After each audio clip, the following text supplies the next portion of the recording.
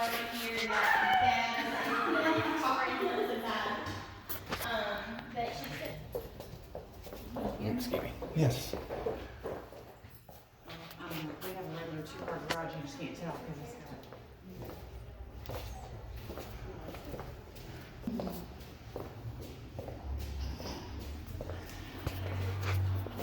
Well, we're not even supposed to have this house on the market yet. It's not supposed to get shown until Sunday, but oh well.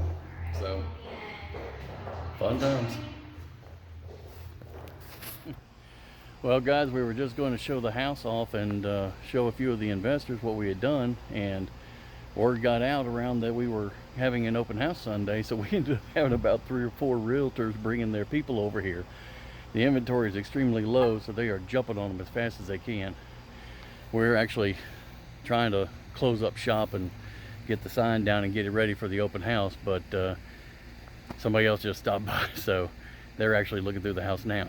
So if you got a house you want to sell, let us know and we can get it taken care of. We love buying houses and fixing them up and making stuff like this happen for people. I'm Chris with the Real Estate Problem Solver, and I'll talk to you next time.